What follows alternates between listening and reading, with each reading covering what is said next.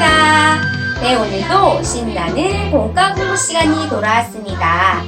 네, 오늘은 오가를 가지고 하나님의 말씀을 배워볼 건데요. 그 전에 우리 친구들 혹시 지난주에 배운 내용을 기억하나요?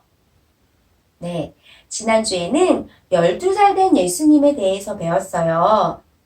12살 된 예수님은 가족, 친척들과 함께 유월절 예식을 지키기 위하여 예루살렘에 올라가셨어요. 거기서 유월절 예식을 모두 마치고 가족, 친척들이 집으로 돌아갔을 때, 그런데 예수님은 집으로 돌아가지 않고 성전에 남아 계셨다라고 이야기했었어요. 성전에 남아 계신 예수님은 선생님들과 함께 하나님 말씀에 대해 듣기도 하고 묻기도 하고 대답하면서 하나님 말씀 공부에 푹 빠져 있었지요. 자, 오늘은 30살 된 예수님에 대해서 이야기하려고 해요. 30살이 된 예수님은 갈릴리에서 요단강 건너편 베다니로 가셨어요. 그리고 그곳에서 요한을 만나셨어요. 자, 이 요한은 누구일까요? 네, 맞아요. 이 요한은 예수님의 친척이자 예수님보다 6개월 정도 먼저 태어난 형이었어요. 자, 그런데 예수님은 왜 이 요한을 만나기 위하여 요단강까지 가셨을까요? 그것은 바로 예수님이 요한에게 세례를 받기 위해서였어요. 친구들, 세례는 뭘까요? 네, 세례는 잠그다, 물에 씻는다 라는 뜻으로 요한이 베푼 세례는 죄를 회개한 사람들을 물로 씻는 예식이었어요. 요한은 깜짝 놀랐어요. 왜냐하면 요한은 예수님보다 6개월 먼저 태어난 형이지만, 그러나 요한은 예수님이 하나님의 아들이라는 것을 알고 있었어요. 그리고 예수님은 죄가 없으시다는 것을 알고 있었지요. 그런데 요한이 베푼 세례는 죄를 회개한 사람들에게 물로 씻는 의식이었어요. 그런데 죄가 없으신 예수님이 이 세례를 받는다고 하니 요한이 깜짝 놀라지 않을 수가 없었어요.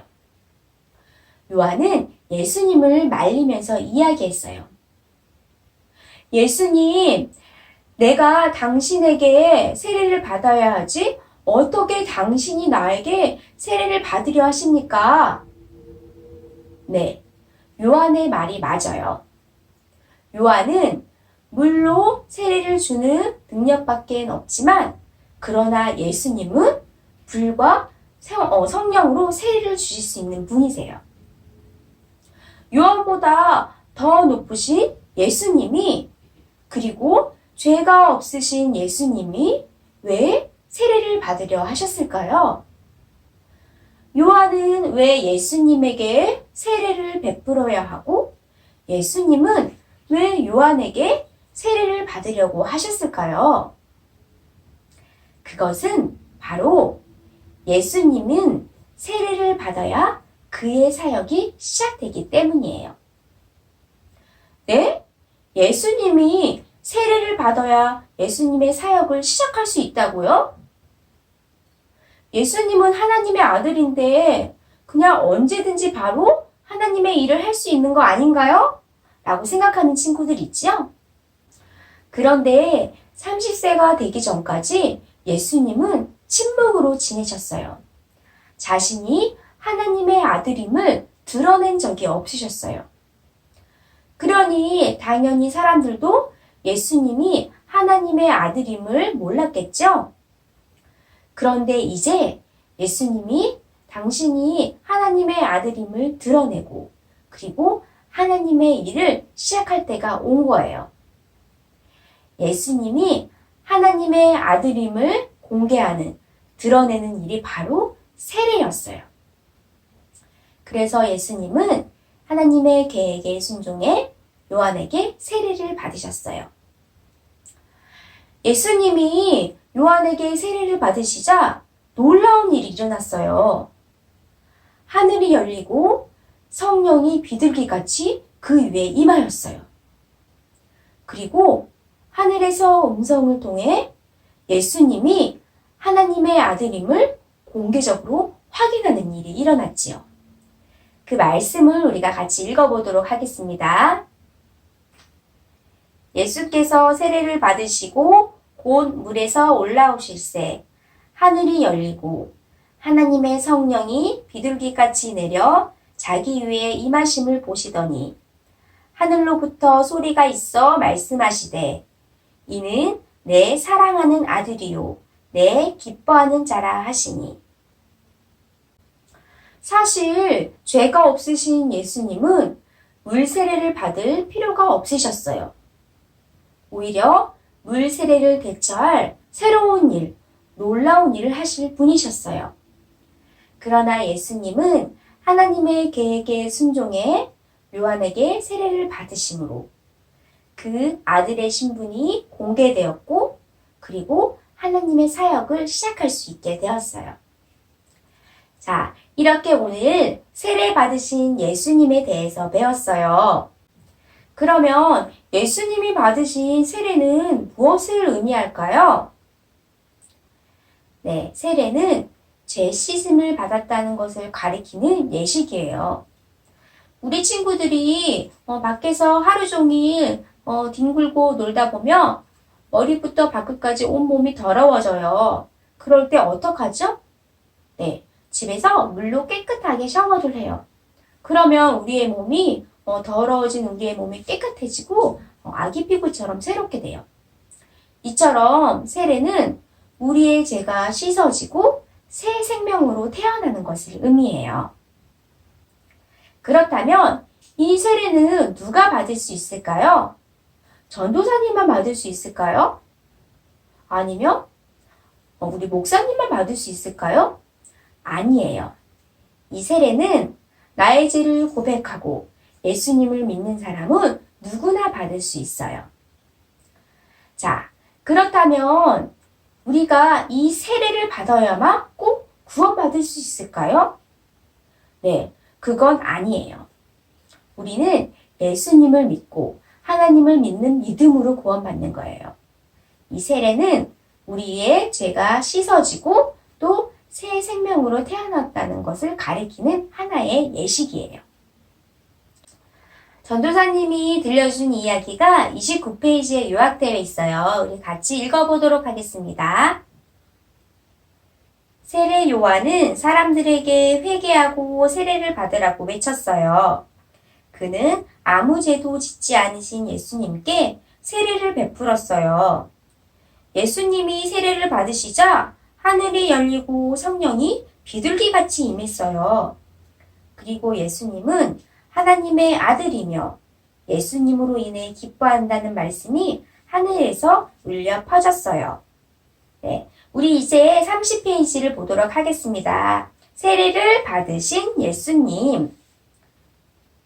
예수님이 세례를 받으시자 하늘에서 소리가 들렸어요. 알맞은 단어를 골라 마가복음 1장 9절에서 11절 말씀을 완성해 보세요.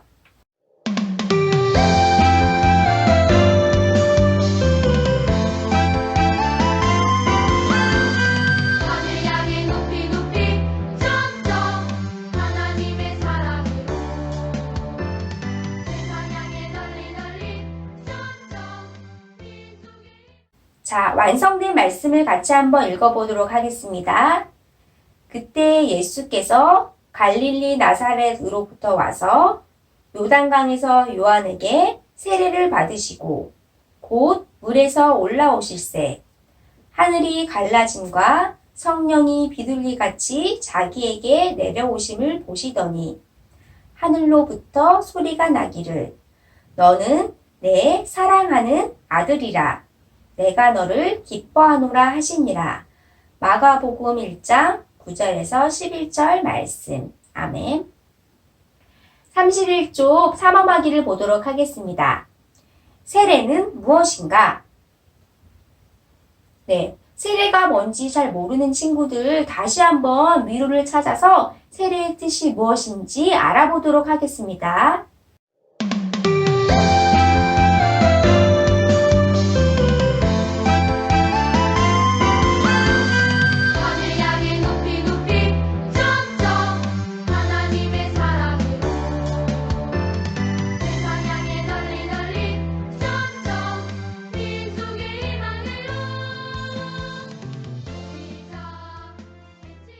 네, 우리 친구들 다 했나요? 세례가 뭐라고 나와 있나요? 네, 세례는 죄 씻음을 받았다는 것을 가리키는 예식으로 우리의 죄가 죽고 씻어지고 새 생명으로 태어난다는 것을 뜻하는 거예요. 우리의 죄를 고백하고 예수님을 믿는 사람은 누구나 이 세례를 받을 수가 있어요. 32페이지 보물상자를 보도록 하겠습니다. 성경은 누구든지 예수님과 함께하기 위해 세례를 받은 자는 예수님으로 옷을 입었다고 말해요. 네, 친구들, 예수님으로 옷을 입었다는 말은 무슨 뜻일까요? 네, 그것은 바로 우리에게 예수님의 향기가 나고 예수님의 사랑이 드러나고 예수님의 모습이 보인다는 것을 이야기해요. 그렇다면 우리가 세례를 받는다면 예수님으로 입은 옷은 어떤 모습일지 한번 상상하면서 그림을 그려보도록 하겠습니다.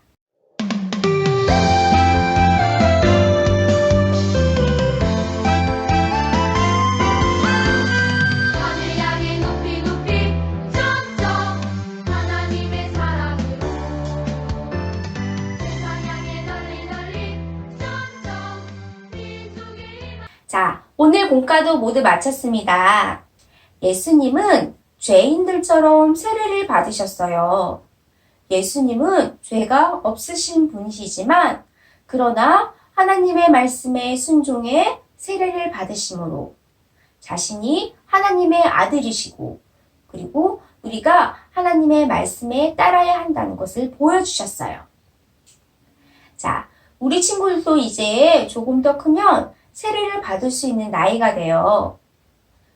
이미 유아 세례를 받은 친구들은 나중에 입교라는 예식을 통해서 우리가 세례 받았다는 것을 다시 한번 기억하게 되죠.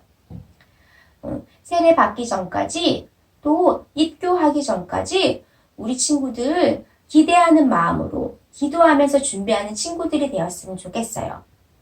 그리고 이 세례를 통해 우리가 예수님을 믿고 또 그분을 위해 사는 모습을 세상 사람들에게 보여줄 수 있는 멋진 친구들이 되었으면 좋겠습니다. 다 같이 기도로 오늘 공과를 마치도록 하겠습니다. 사랑의 하나님, 완전한 하나님이신 예수님께서 죄인들처럼 순종하심으로 세례를 받은 것처럼 우리도 하나님 말씀에 언제나 순종하며 살아갈 수 있도록 인도해 주세요. 그리고 죄인을 구원하기 위해 이 땅에 오신 예수님께 감사하며 그 기쁜 소식을 사람들에게 전하는 우리가 되게 해주세요. 예수님의 이름으로 기도드립니다. 아멘.